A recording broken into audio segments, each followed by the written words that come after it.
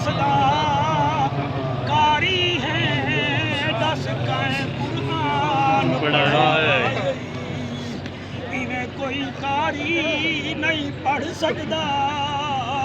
जिवें तैं कुरान या गोद रसूल दा बलिया है या खीर बतूल रब जाने केड़ी मजबूरी है इना जालिम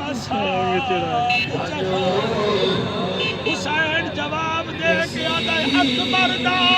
मैं बाबा ते गाजी मेरा वीरे